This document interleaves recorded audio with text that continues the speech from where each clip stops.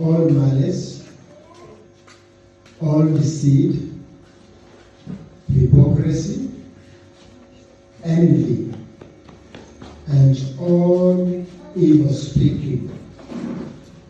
As newborn babes, desire the pure milk of the word, that you may grow thereby. If indeed you have tasted that the Lord is gracious. Amen. Katika Swahili Union Version inasema, basi wekeni mbali uovu wote na hila yote na unafiki na usuda na masingizio yote, kama watoto wachanga waliosaliwa, sasa yatamanini masiwa ya akili yasiyohoshiwa, ili kwa hiyo mpate kuukulia wokovu, ikiwa mmeonja ya kwamba Bwana ni mwenye fadhili. Amen. Na Bwana alibariki neno lake. Nimekuwa nikihubiri Kilasageti katika kitabu cha waraka wa kwanza wa Petro. So far nimemalizia mlango wa kwanza na ninaingia katika mlango wa pili. Tunapoangalia mlango wa pili wa kitabu cha Petro wa kwanza, ni mlango wa msingi ambayo inazungumzia kwa kitambulisho na mwenendo wa Kristo, identity and conduct of believers, na inamsihi akapate kukua katika wokovu. Amen. Tunapozungumzia kuhusu kitambulisho ama identity ya Mkristo, Mkristo anaelewa ya kwamba yeye ni nani. Ama kama wewe mwanadamu, wanaposema kuhusu kitambulisho chako, inamaanisha ya kwamba wewe ni nani katika maisha yako. Kuna wakati ambapo Yesu aliwauliza wanafunzi wake, akasema, watu wanasema mimi mwana wa Adamu ni nani? Wakamuelezea jinsi wanavyosikia watu wanasema yeye ni nani. Baada ya kusema jinsi wanavyosikia, akawauliza, na nyinyi mnasema mimi ni nani? Kuna watu ambao vitambulisho zao, kujulikana kwao kunatokana kwa vile watu wanavyosema wao ni nani. Lakini ni vizuri Mkristo akapata kujielewa ya kwamba yeye ni nani. Amen. Na neno la Mungu linaposema ya kwamba wewe ni nani, hicho ndio kitambulisho chako, kwa sababu unaelewa Mungu anasema wewe ni nani. Kitu cha kwanza lazima tuelewe ya kwamba sisi ni wana wa Mungu. Mimi pamoja na wewe lazima tuelewe ya kwamba sisi ni wana wa Mungu. Na tunapokuwa wana wa Mungu, ya kwamba tumepata kuwa adopted katika familia ya Mungu. Kwa hiyo katika familia ya Mungu, wote ambao wako wako ndani, wewe nawe unakuwa mmoja wa wale ambao wako ndani ya hiyo familia, kwa sababu umefanywa kuwa mmoja wa wale watoto wenye wako ndani ya hiyo familia. Sisi ni wana wa Mungu. Kitu cha pili, lazima tuelewe ya kwamba sisi ni viumbe vipya, new creation. Kwa vile wewe ulivyokuwa pale awali, wakati mwingi watu wanakuona jinsi ulivyokuwa, lakini wewe sivyo jinsi ulivyokuwa. Wewe ni kiumbe kipya. Amen. Nilikuwa nikiongea na wachungaji wengine, nikawa nawaelezea kuhusu Paulo jinsi alivyokuwa. Neno la Mungu nasema ya kwamba Paulo alikuwa analitesa kanisa. Kwa hivyo kila mtu alipokuwa anamwona Paulo, alikuwa anaona yule mtu ambaye analitesa kanisa, kwa sababu hiyo ndio kitu ambacho alikuwa anatamani kufanya. Na wakati mmoja alipokuwa anaenda kulitesa kanisa, akakutana na Yesu Kristo. Yesu akamuuliza, mbona unalitesa? Amen. Kwa hiyo Yesu akambadilisha. Na Yesu alipombadilisha, kuna wale ambao hawakuamini ya kwamba yeye amebadilishwa. Kwa hiyo walikuwa bado wanamuona kama yule ambaye alikuwa analitesa kanisa. Wanapomuona, wanaona ni mtu ambaye anajifanya yeye ni mmoja wetu, ili akapate kutuchukua na akapate kututesa. Nataka uelewe ya kwamba kila mtu ako vile alivyokuwa. Na unapokuwa jinsi ulivyokuwa, na kwamba unafanywa kiumbe kipya. Wewe hauko jinsi ulivyokuwa pale awali. Wewe ni kiumbe ambacho kimebadilishwa. Amen. Kama kiumbe kipya, kuna maneno ambaye Paul anaambia, not Paul, Petro anaambia hawa Wakristo. Anasema ya kwamba basi wekeni mbali kila, amen, kila uovu. Nataka tuangalie haya maneno ambaye Petro anasema tukapate kuweka mbali. Haya ndio maneno ama hizi ndio vitu ambavyo vinazuia Mkristo kutokuwa katika maisha yake. Na kwa sababu tunataka tukue, na Bwana amesema kama umeonja ya kwamba hakika Kristo ni mwema, kuna haya mambo ambaye anasema tukapate kuyatoa mbali. Amen. Kitu cha kwanza anasema uovu. Katika Kiingereza wanaita malice.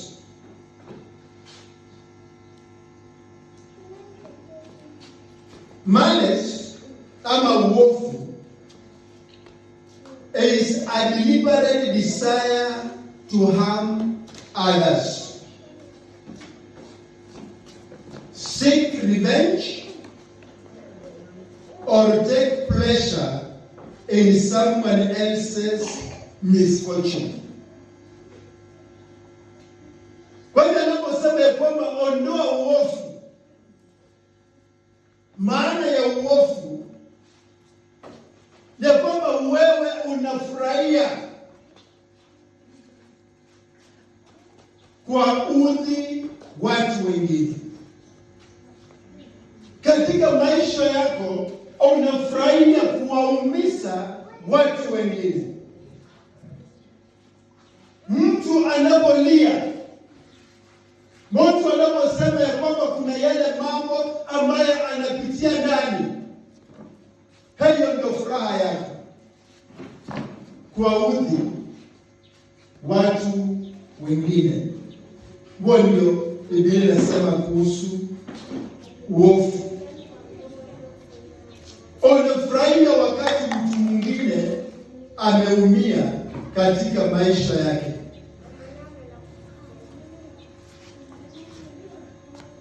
Neno la Kigiriki linamaanisha ubaya,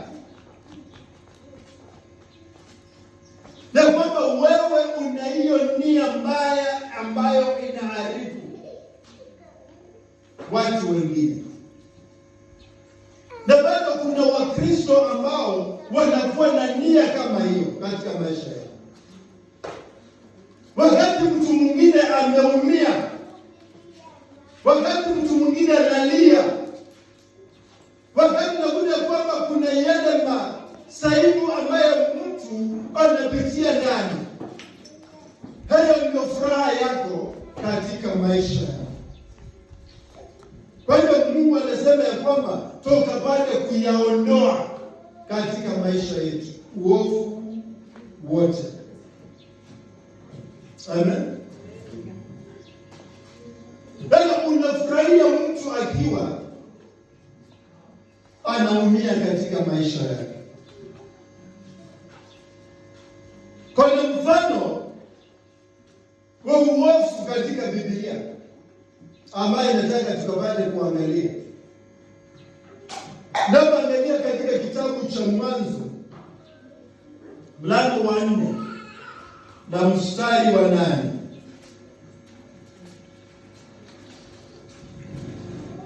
Na kwamba wakati Mungu alifurahia sadaka ambaye Abel alikuwa amemletea, na Abel alikuwa na ndugu yake Kain. Wote walienda wakamtolea Mungu sadaka.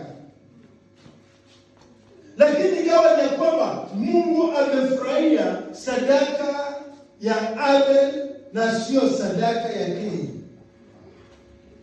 Na kwamba alipoona kwamba Mungu amefurahia sadaka ya mwenzake na hatafurahia sadaka yake, akaanza kununa. Kwa nini Mungu amependezwa na sadaka ya mwenzangu na sio yangu? Mungu akasema ya kwamba ukutenda mema hauwezi kukubalika. Huyu alikuwa ametenda mema, ikawa ni ya kwamba sasa anabadilika kwa sababu ya kutenda mema. Kwa sababu ya kwamba mwenzake Mungu amefurahia sadaka yake na hata furahia yake, ikawa ni ya kwamba akaingiwa na uovu katika maisha.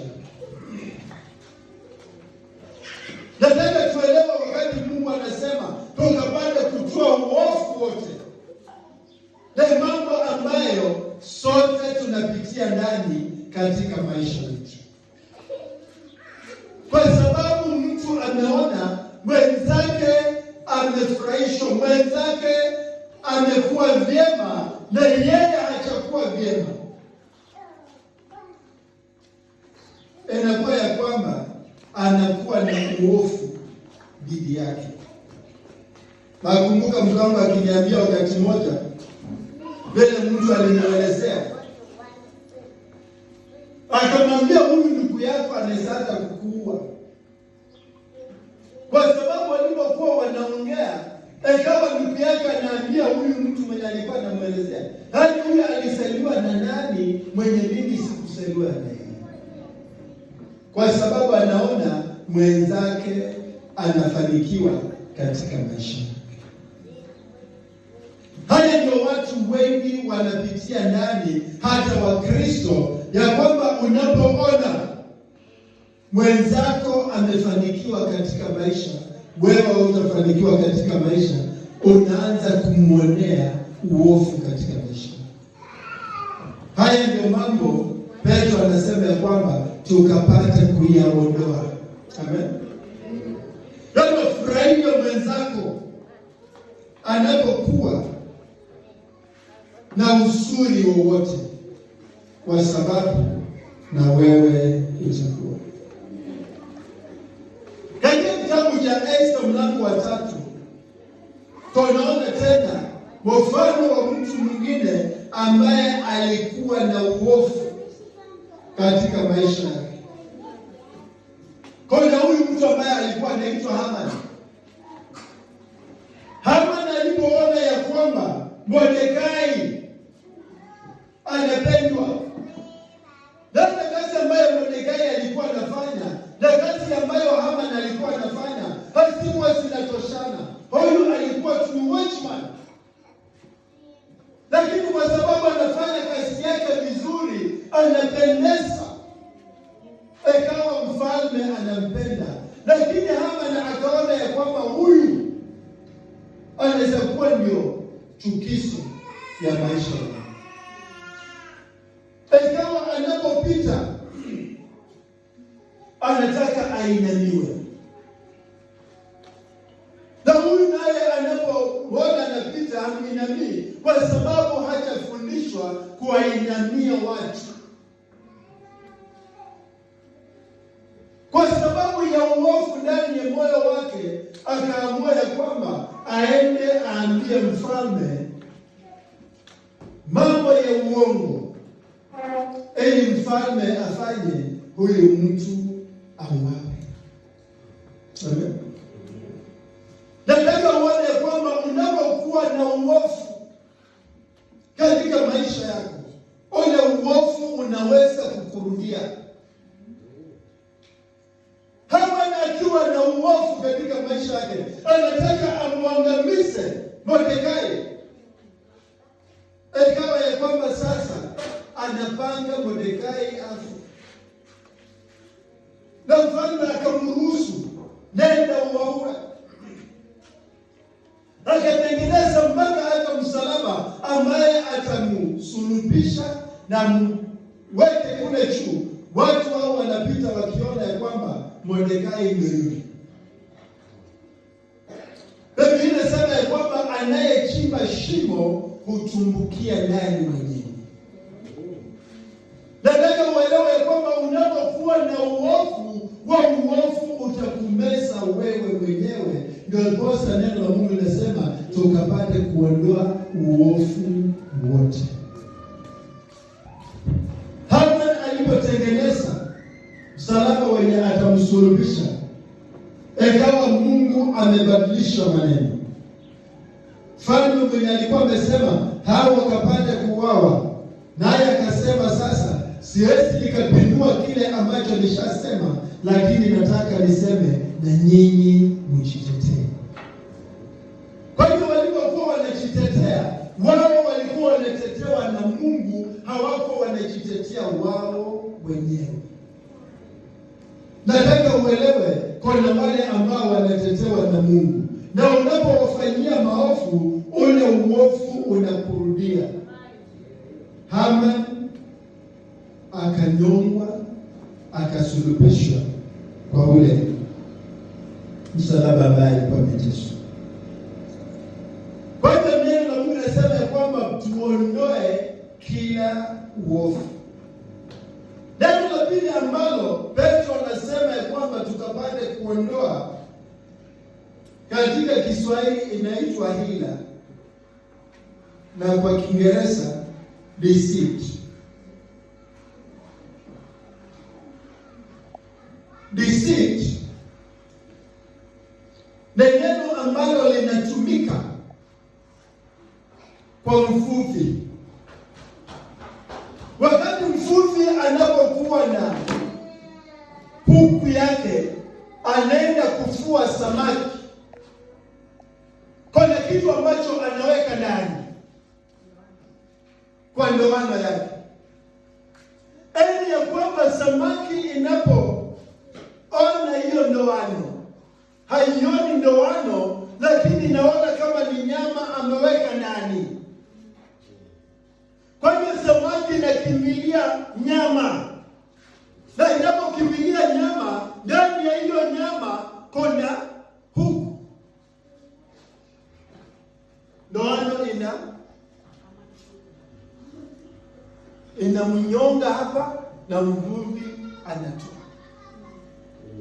Na kuna watu ambao wanakuwa na maneno mazuri, anapokuelezea yale mambo mazuri, wao unafikiria ya kwamba huyu mtu anakuwasia mema, lakini wakati unapokimbilia yale mazuri, kuna sumu ndani, na hiyo sumu inakuchukua.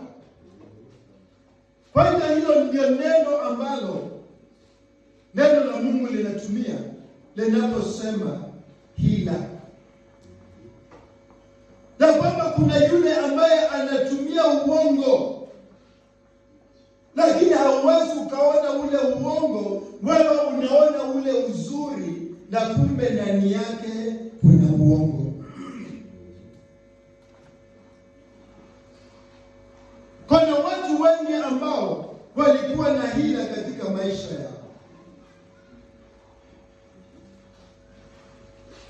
Wewe unaona kitu kizuri, lakini katika hichi kitu kizuri kuna kitu kibaya ambacho kiko ndani. Nataka tuangalie, maandika tu chini, utaenda kujisomea katika kitabu cha Mwanzo mlango wa 27.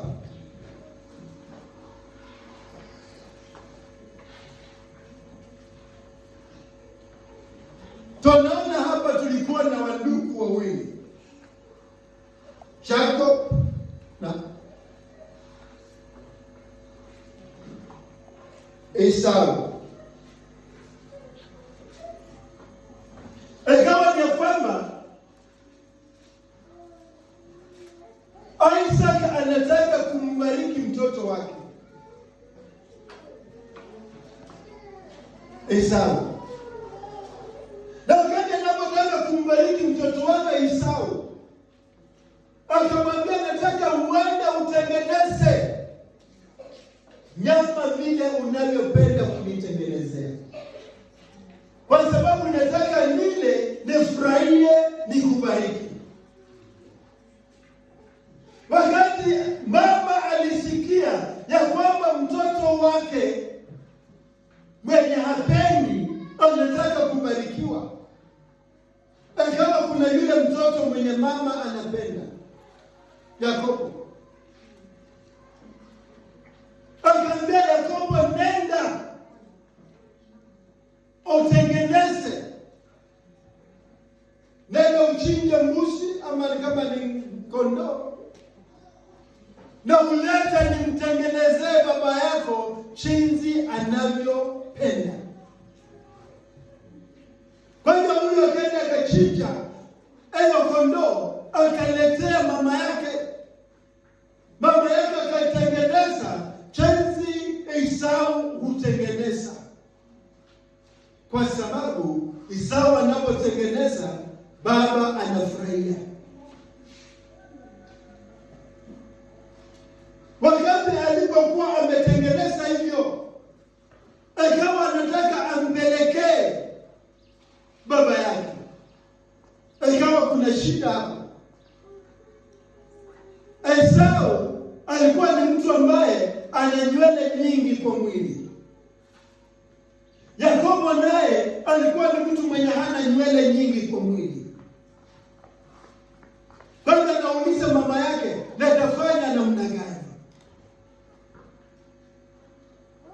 Ikabidi sasa atengenezewe ngozi ambayo ina nywele nyingi,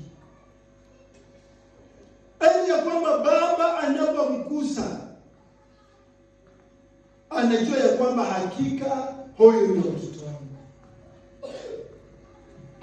Alijaribu hata kubadilisha vile anavyoongea, ndugu yake. Lakini Isaka anaposikia anasema hapana, sauti sio ya Isaka. Songa karibu nikukuse nione. Bali anaposonga karibu amkuse. Hiyo ndio hila ninakwambia. Wakati baba anapokusa mwili, anakusa kenyewe mwili wa mtoto wake. Lakini alikuwa ameweka hila. Ameweka ngozi ambayo iko na nywele nyingi. Wakati anaposhika hizo nywele, anafikiria anashika mwili wa mtoto wake, kumbe ni mtoto mwingine ambaye anashika. Kuna watu wengi ambao wanakuwa na ujanja katika maisha yao. Wakati wanapoongea, unadhania ya kwamba wanaongea uzuri, lakini ndani yao kuna ubaya ambao wameficha ndani ya ule uzuri ambao wanaongelea. Hiyo ndio Biblia inasema ya kwamba hila. Unasema mambo mazuri, mtu anafurahia yale mambo ambayo unasema, lakini nyuma ya yale mambo mazuri kuna ubaya ambao uko. Ya kwamba tukapate kuondoa hila. Yakobo alikuwa na hila. Nataka tuelewe kuna vitu zingine ambazo tunapofanya zinaharibu mpaka maisha yetu. Mama alipanga hiyo hila. Na wakati anapopanga hila, ikawa ni kwamba ikaleta uadui kati ya watoto wake. Ndio yeye anafurahia ya kwamba mtoto ambaye anapenda atapokea zile baraka ambazo baba yuko nazo. Lakini tukawa na uovu katika jamii. Neno la Mungu linasema ya kwamba tuondoe hila. Amen. Tuondoe hila.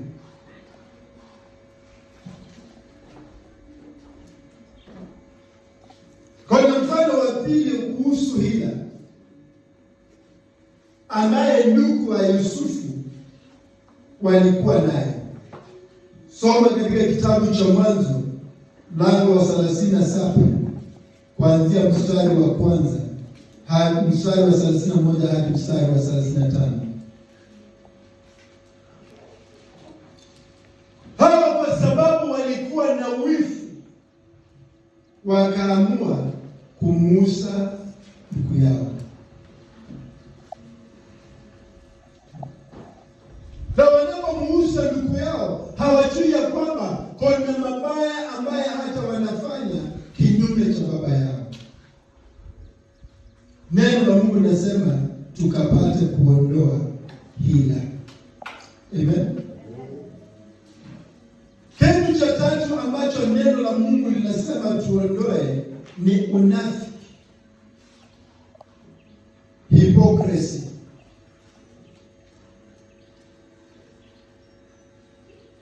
Hili neno ambalo wanatumia kama unafiki ni neno ambalo lilikuwa linatumika kwa watu ambao walikuwa wasanii kwa theater. Wanavaa mask katika uso wao, lakini sio wao. Kwa hiyo mtu anapoona anaona kwamba huyu ni fulani, lakini ni kitu ambacho ameweka katika uso wake, lakini sio yeye mwenyewe.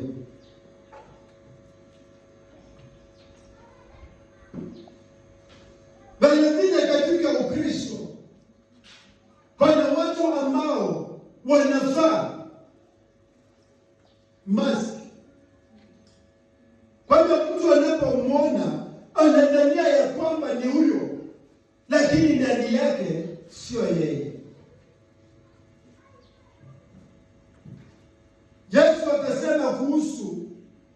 mbwa mwitu. Watu wanajivalisha vazi la kondoo,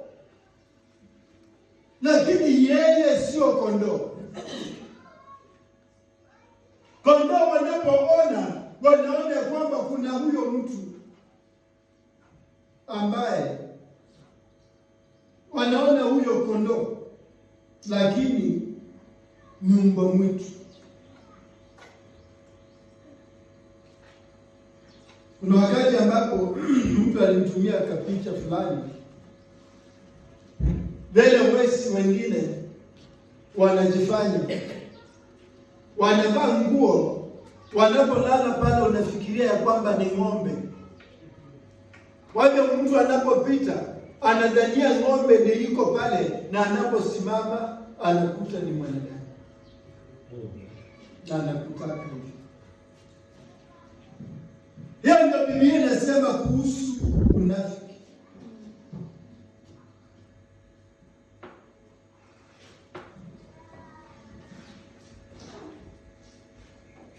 Katika kitabu cha Luka mlango wa 11,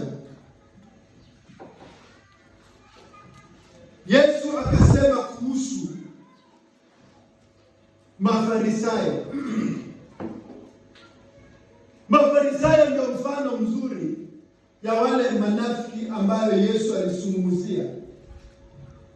Akasema ya kwamba nyinyi mnaosha vikombe nje, lakini ndani vimechafuka. Kwa hivyo anasema ya kwamba nyinyi ndani yenu mumejaa tamaa na uovu. Lakini wanaposimama pale, wanaona kwamba hawa ni watu wazuri, lakini ndani yao ni watu wabaya.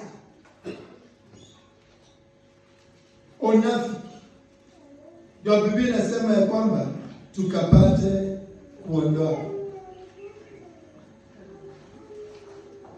Mtu ambaye ako mnafiki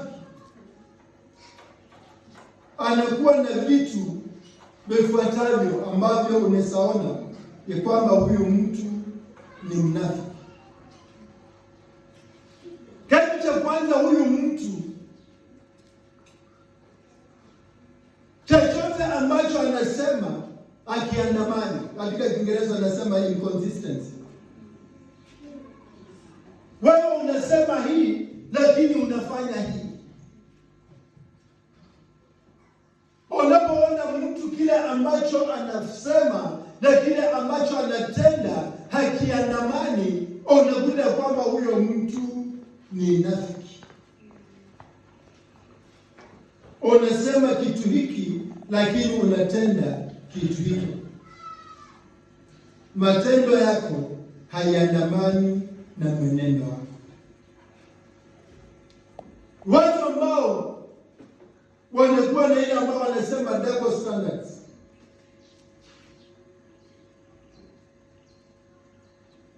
Kile ambacho unafanya ni tofauti katika maisha yako, na ni mtu ambaye anajifanya katika maisha yako. Haya ndio ni Petro anasema tukapata kuondoa katika maisha yetu. Leo Petro anaendelea kusema kitu kingine, husuda, envy.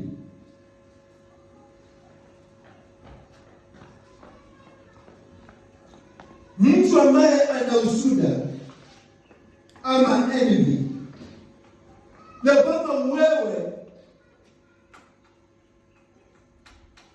unachukia baraka ambazo wengine wanapata katika maisha.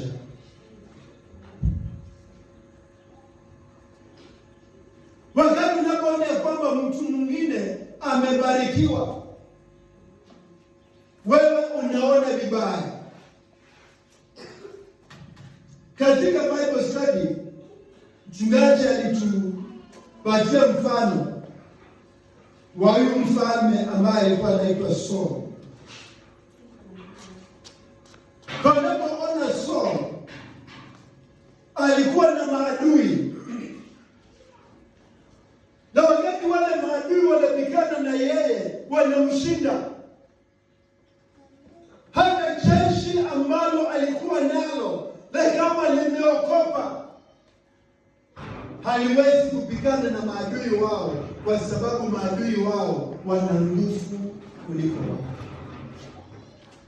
Daudi akaamua ya kwamba anaenda kuwatembelea ndugu zake, kwa maana alikuwa ametumwa na baba, nenda angalia ndugu zako mahali ambapo wako wanaendelea namna gani. Wakati anapofika pale, anakuta ndugu zake wako pale kwenye vita, na wanapokuwa kwenye vita, kuna huyu mtu ambaye ni kichitu anaanza kuambia, leteni mtu nipigane na yeye, na watu wote wanaokopa wanarudi nyuma. Daudi akauliza mtu, ni nini atakayefanyiwa mtu atakayeenda kupigana?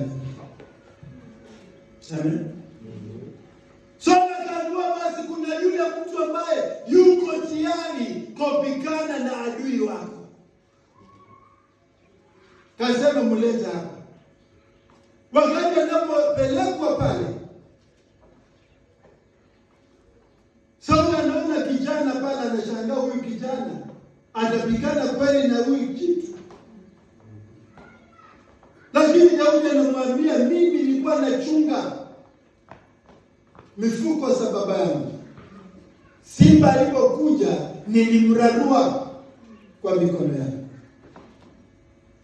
Tena wakati mwingine dubu akaja na ikamrarua kwa mikono yangu.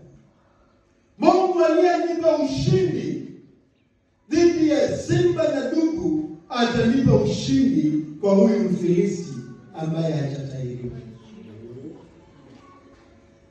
Kwa hiyo Sauli akajaribu kumpatia silaha zake. Daudi anapovaa zile silaha, anaona kwamba yeye hawezi akaenda kupigana, kwa sababu kama ni viatu ndio hizo nzito, kama ni nguo ndio hiyo nzito. Akatoa hiyo akasema, wacha mimi niende na kila ambacho nimeswaya. Kwa hiyo anapoenda kwenye vita, hata yule adui ambaye alikuwa anapigana naye anaanza kumchekelea na kuuliza, mimi ni ndege unakuja kwangu kwa mawe, na nitakuua hivi leo na nitapeana ndege wa msituni kichwa chako wewe. Daudi akamwambia, Mungu ambaye ninampigania ataniweka mkononi mwangu, nitakuua na nitakata kichwa chako, nitapatia ndege wa angani wakapata kumalizikula. Basi alipoenda ikawa ni kwamba Mungu ameenda pamoja na yeye, na Mungu amempatia ushindi. Yule adui ambaye walikuwa wanapigana naye ameuawa. Na mtu yake mzuri atafurahia ya kwamba huyu mtu ameniondolea aibu. Kwa hiyo wamama wakaanza kuimba, na ubaya wanapoimba wanakombea wale ambaye Saul ameua na wale ambaye Daudi ameua. Kwa hiyo unapokombea kwamba huyu ameua 10,000 na huyu ameua 100,000,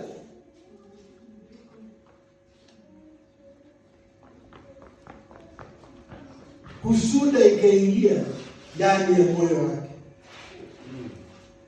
Kama wamesema mimi ni 10,000 na yeye ni 100,000, ni nini imesalia? Sasa atapewa na mfalme. Neno la Mungu linasema tangu siku hiyo Sauli akawa adui wa Daudi. Badala afurahie ushindi ambao Mungu amempatia, akawa kinyume ya ule ushindi ambao Mungu amempatia. Wapendwa, nataka kwamba tukapanda kufurahia watu wengine wanapopata, hebu kapanda kufurahia ya kwamba amepata, kwa sababu wakati wako nao unakuja, utapata. Usione vibaya, wewe furahia. Lakini mwenye afurahi ndio yule anakuwa na usuda au with envy.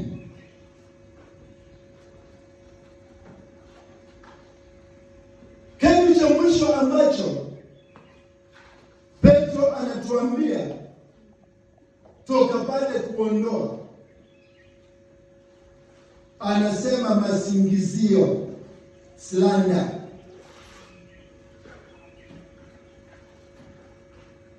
Slander means speaking lies about someone and defaming their character. Na kama wewe unazungumza mabaya kuhusu mtu na unaanza kuharibu tabia yake. Katika Biblia kuna wengi ambao wako na masingizio katika maisha yao.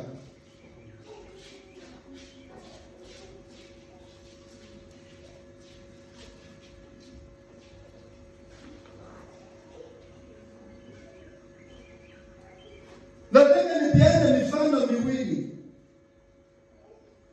katika Biblia. Mfano wa kwanza ni mfano ambao kila mmoja wetu tunaelewa. Naposoma katika kitabu cha Mwanzo mlango 39 kuanzia mstari wa 14 hadi mstari wa 20.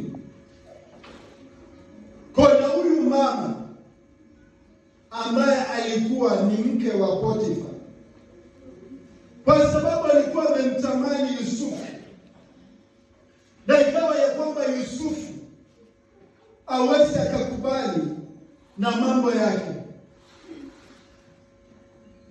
Kwa bahati mbaya ama bahati mzuri, wakati anataka kumshika Yusufu kwa lazima, ikawa ya kwamba Yusufu aponyoke kwa mikono yake.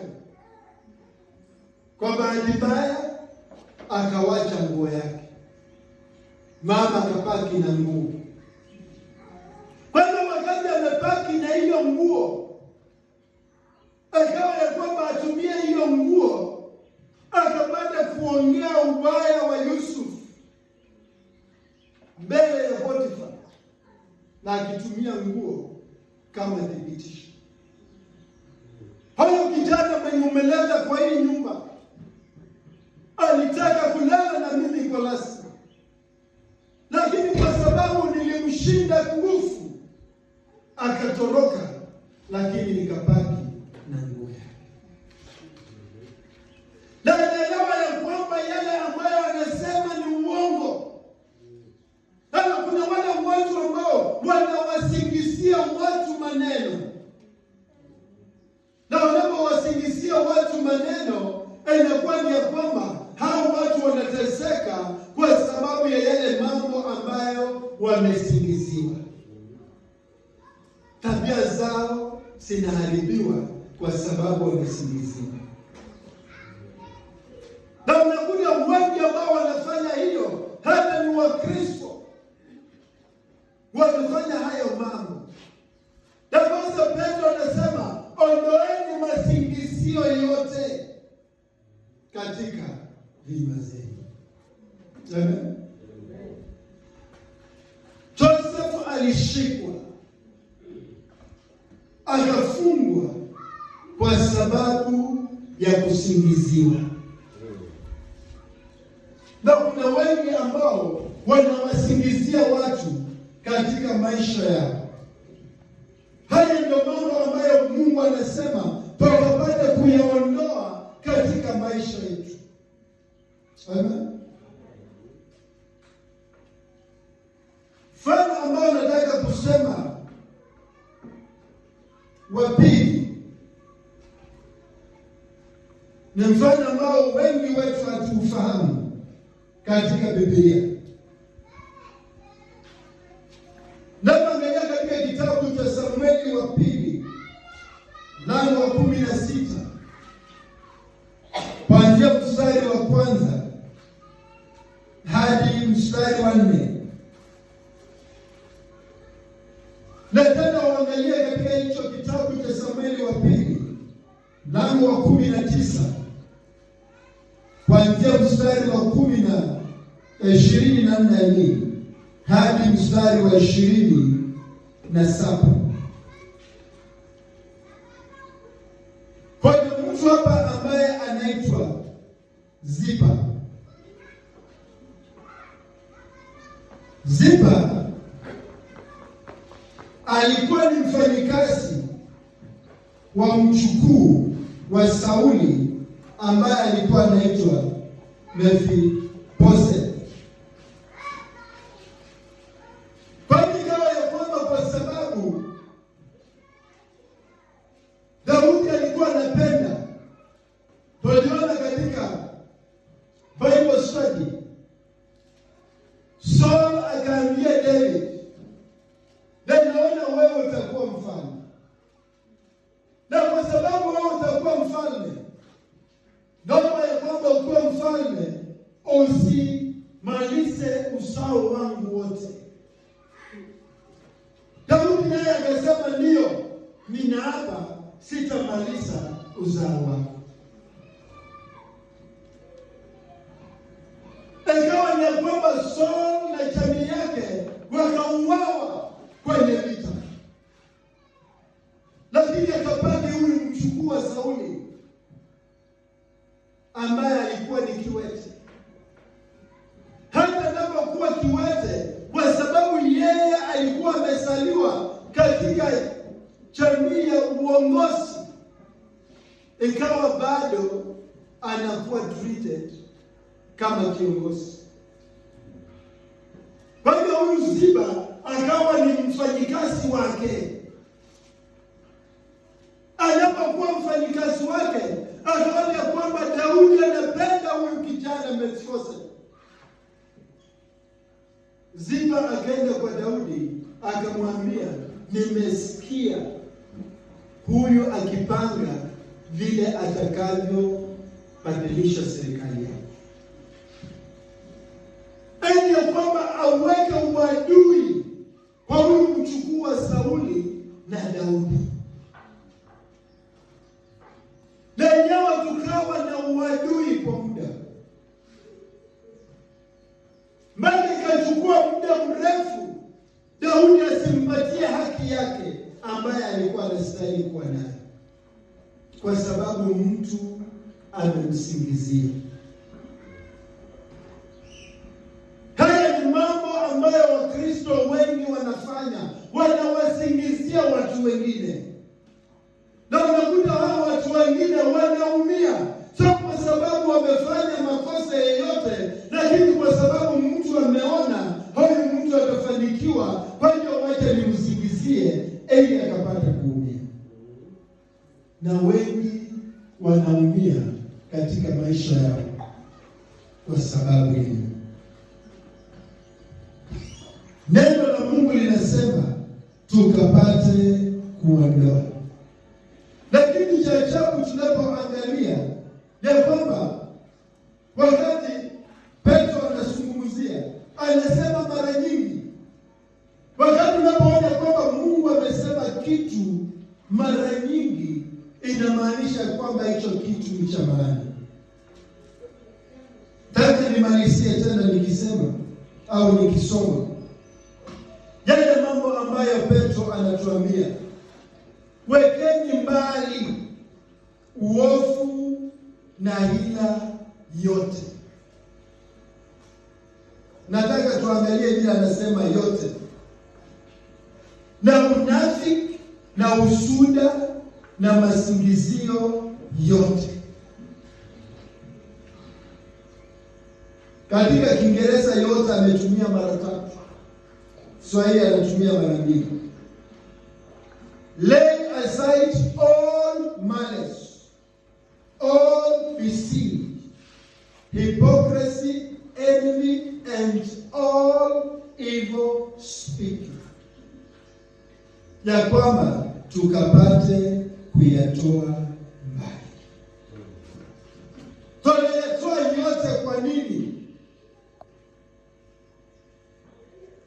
Kama watoto wachanga waliosaliwa na sasa yatamanini maziwa ya akili yasiyohoshiwa, ili kwa hiyo mpate kuukulia wokovu wenu, ikiwa mmeonja ya kwamba Bwana ni mwema au mwenye fadhili. Kama tumeonja na tumeona kwamba Mungu wetu ni mwenye fadhili, anatuambia kwamba tuondoe haya mambo yote. Amen. Mara kwa mara tunafika mahali we are tempted kufanya yale mambo ambayo Mungu anasema tukapate kuyaondoa. Hebu tumwambie Mungu atusaidie. Kama kwa njia moja au njia nyingine uliona kuna yule ambaye ako mzuri kuliko wewe, mpaka tunamuonea ule wivu wote, mpaka tunamsingizia, ambia Mungu akapate kukusaidia ili ukapate kuondoa yote. Hebu usikie. Nataka tu kila mmoja wetu ukapate tu kuangalia yale mambo ambayo Mungu anatuambia tukapate kuyaondoa, na umwambie Mungu, naomba ukapate kunisaidia nikapate kuyaondoa yote, yasiwe kisuisi kwa kufurahia yale ambayo uko nayo kwa ajili yangu, kwa sababu yanaweza kuwa kisingisi kwa yale ambayo Mungu amepanga kwa ajili yako. Hebu tu nena na Mungu wako kabla sijaomba, katika jina la Yesu Kristo. Kila mmoja ongea tu na Mungu wako, ambia Mungu wako akapate kukusaidia ili ukapate kuyaweka yale ambayo anasema tuyaweke, ukapate kuyaweka mbali katika maisha yako, katika jina la Yesu Kristo. Ongea na Mungu. Baba, ni asante kwa sababu ya neno lako. Mfalme, nakushukuru kwa sababu ya neno ambalo umetupa. Unatuambia kwamba tukapate kuondoa uovu, tukapate kuondoa hila, tukapate kuondoa unafiki na usuda, na tukapate kuondoa masingizio katika maisha yetu. Haya ndio mambo ambayo yanatuzuia tusikapate kukomaa, tusikapate kufurahia wokovu ambao uko nao kwa ajili yetu. Naombea kila mmoja ambaye atakuwa victim wa kitu kimoja kwa njia moja au njia nyingine, ya kwamba Mfalme ukapate kumsaidia, ili ya kwamba kuanzia leo tukapate kuwa watu ambao tuko wasi mbele zako, tukapate kubarikiwa na tukapate kuinuliwa. Pokea sifa vilivyo na utukufu. Kama kuna tu kitu chochote ambacho kwa njia moja au njia nyingine unakuwa victim na unataka ya kwamba Mungu akapate kukusaidia, ninapoomba pamoja na wewe, tuomba uinue mkono wako juu ili tuombe pamoja katika jina la Yesu Kristo. Baba, nakushukuru kwa sababu ya kila mkono ambao umeinuliwa. Mfalme, ni asante kwa sababu ya haya mambo ambayo unatuambia tukapate kuondoa katika maisha yetu.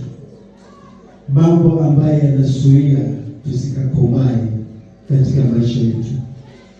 Naomba ukapate kumsaidia, ukapate kumpatia ushindi, na ukapate kumpatia uhuru, ili ya kwamba kuanzia leo, Mfalme, tunapoenenda katika maisha yetu, tukapate kukufurahisha na tukapate kukupendeza.